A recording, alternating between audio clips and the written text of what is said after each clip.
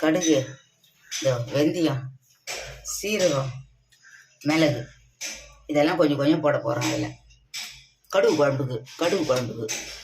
கடுகு குழம்பாமா? ஆமாப்பா, கடுகு குழம்பு. எண்ணெய் ஊற்றலாமா? இல்லை, எண்ணெய் ஊற்றல. சும்மா வறுக்கணும். இதை சும்மா வறுக்கணும். கடுகு கார குழம்பாமா? ஆமாப்பா, கடுகு கார குழம்பு. கடுகு போட்டுக்கிறீங்கன்னா கொஞ்சம் வெந்தயம், இந்த வரப்பா கொஞ்சம் சீரகம், இதோ கொஞ்சம் மிளகு, அவ்வளோதான்.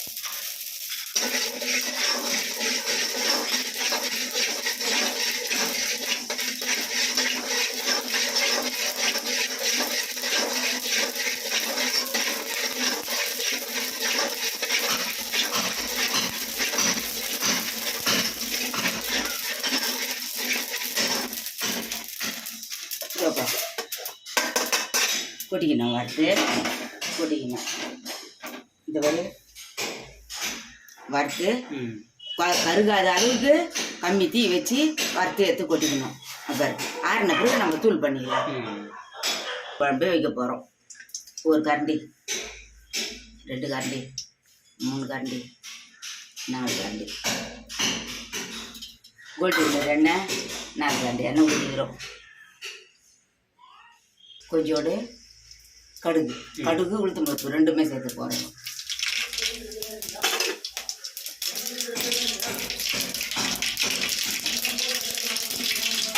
ஒரே ஒரு பெரிய பூண்டு, நசுக்கின பூண்டா? ஆமாப்பா, நசுக்கின பூண்டு. ஒரே ஒரு பூண்டு. ஆமாம், இந்த வெங்காயம் போடுறேன். வெங்காயம், கருவேப்பிலை.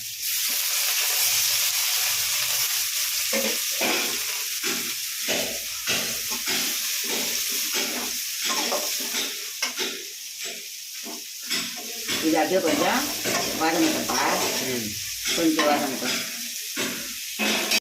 வெங்காயம் நல்லா வதங்கிடுச்சு. இப்போ வந்து தக்காளி ஊற்றிக்கலாம். மிக்சியில் அரைச்ச தக்காளி, கடுகு குழம்புக்கு மிக்சியில் அரைச்ச தக்காளி.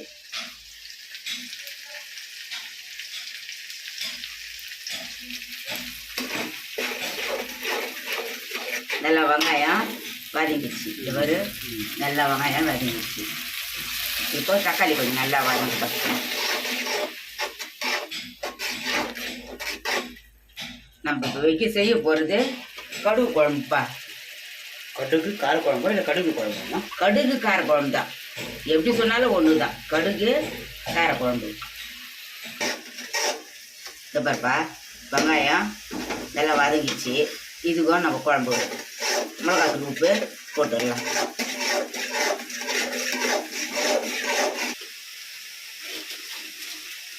இந்த பாருப்பா, தக்காளி வதங்குது. ஃபஸ்ட்டு கடுகு பருப்பு போட்டோம், 2வது ஒரே ஒரு பூண்டு நசுக்கி போட்டோம், வெங்காயம் போட்டோம். வெங்காயம் வதங்கிட்டு தக்காளி அரைச்சி வச்சு போட்டோம். பருப்பில் போட்டுக்கிறோம். இந்த உப்பு போட்டுறேன், கல்லுப்பு. ஆமாப்பா, கல்லுப்பு போட்டுக்கிறேன். இப்போ மிளகாத்தூள் போட்டுடலாம்.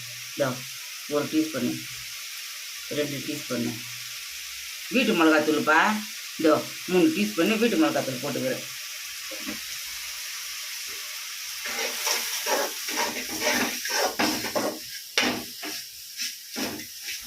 இந்த வரப்பா, புளி தண்ணியை கரைச்சி வச்சுருக்கிறோம். நீர்க்கா இதில் ஊற்றிடலாம்.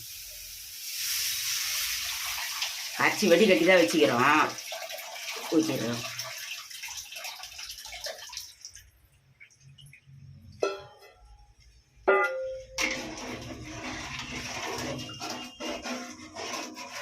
இது அப்படியே கலக்கி நம்ம மூடி விட்டுடலாம். கொதிக்கட்டும். ஆமாம், கொதிச்ச பிறகு நம்ம அரைச்சி வச்சிருக்க கடுகு மிளகுலாம் அதில் சேர்த்துடலாம்.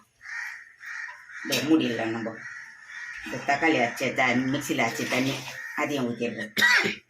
ஸோ இப்போ மூடிடலாம். குழம்பு கொதிக்கிட்டோம், மூடிட்டோம். குழம்பு கொதிக்குது.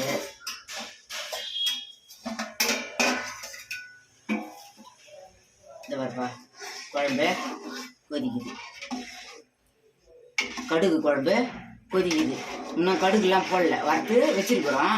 குழம்பு இறக்கும் போது தான் போட்டு தூள் பண்ணி இறக்கணும். கொதிக்கிட்டோம். ரெடியாக வச்சுருக்காங்க வறுத்து. இப்போ இதை பொடி பண்ணி குழம்போட சேர்த்துட வேண்டியது தான். ஆமாம், இது இறக்கும் போது அந்த தூள் பண்ணி மிக்சியில் அப்படியே தூவி இறக்கிட வேண்டியது தான். அதுதான் கடுகு குழம்பு. பெரிய விஷயமே இல்லை, எல்லாமே ஈஸி தான். உட்காந்து உடம்பு வணங்கி செய்யணும், அதான் ஒன்று. பால் மாறாமல் மனசுல ஒரு இது இல்லாமல், ஒரு அலட்சியம் இல்லாமல் சந்தோஷமாக செய்யணும்னா சந்தோஷமாக இருக்கும்.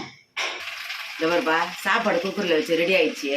அவ்வளோதான், ஆஃப் பண்ணிட்டேன். அது இந்த பாரு, குழம்பு ரெடி ஆயிடுச்சு. குழம்பு நல்லா ஏடு கட்டி இருக்குது பற்றியா. இந்த நேரத்துக்கு தான் நம்ம இந்த பாரு மிக்சியில் அரைச்சிட்டோம். நம்ம வறுத்தம்ல மிளகு சீரகம் கடுகுலாம் இதெல்லாம் இதை போட்டுடலாம்.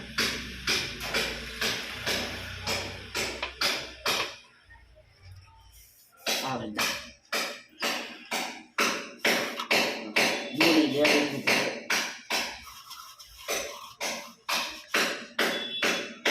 அவ்வளோதான். இதை கொஞ்சம் கொதிக்கிட்டு ஆஃப் பண்ணிடலாம். இது பேர் தான் கடுகு குழம்புன்னுவாங்கப்பா. நல்லா இருக்கும், சாப்பிட்றதுக்கு அருமையாக இருக்கும். 2 நாள் 3 நாள் கூட வச்சு சாப்பிட்லாம்ப்பா, சூடு பண்ணி. அவ்வளோ நல்லா இருக்கும் அந்த குழம்பு. மருத்துவ குழம்பு மாதிரி சொல்கிறீங்க? ஆமாம், நல்லா இருக்கும். சூடு பண்ணி சாப்பிட்டோம்னா அப்படியே தேன் மாதிரி இருக்கும் குழம்பு, அருமையாக இருக்கும். அவ்வளோதான், ஒரு கொதிக்கிட்டேன்னு ஆஃப் பண்ண வேண்டியது தான். இந்த மாதிரிப்பா குழம்பு ரெடி ஆயிடுச்சுப்பா. இப்போ தூள் போட்டு கொதி வந்தது, இதை ஆஃப் பண்ணிடலாம். அவ்வளோதான், ரெடி ஆயிடுச்சு. இந்த மாதிரி ஒரு கலக்கு கூட கலக்கலாம். கலக்கி 2 நாளைக்கு 3 நாளைக்கு வச்சு சாப்பிட்டோம்னா அவ்வளோ அருமையாக இருக்கும் அந்த குழம்பு. இந்த உப்பு பார்த்துக்கிறேன், உப்பு கொஞ்சம் கம்மியாக இருந்தது, போட்டேன். வாங்க, சமையல் ரெடி, எல்லாரும் சாப்பிடலாம். கொஞ்சம் உப்பு போட்டுக்கிறேன்ப்பா. இந்த மாதிரி கொஞ்சோடு உப்பு போட்டுக்கிறேன். சூப்பராக இருக்குது குழம்பு, அருமையாக இருக்குது. அவ்வளோதான், ஆஃப் பண்ணிடலாம்ப்பா. ரெடி ஆயிடுச்சு, வாங்க எல்லாரும் சாப்பிடலாம். வாங்க. சவு கூட்டம் ரெடி.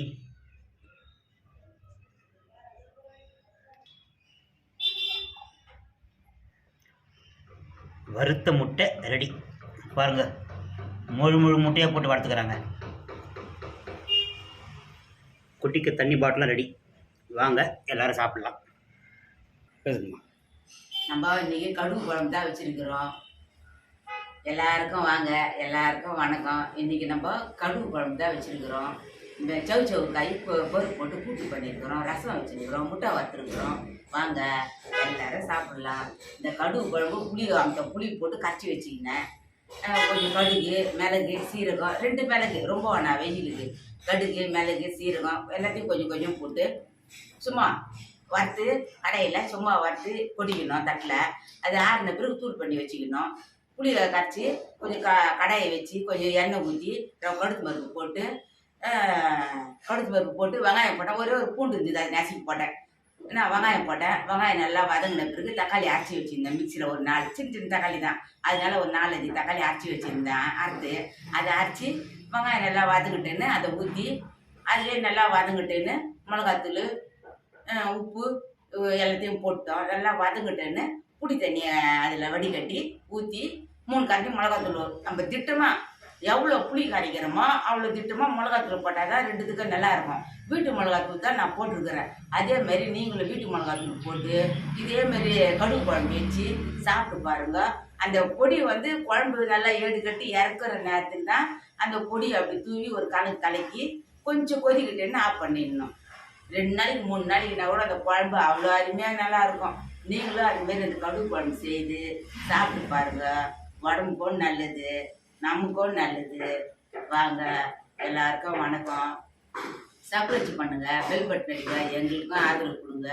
வணக்கம், பாய். வாங்க எல்லாரும் சாப்பிடலாம்.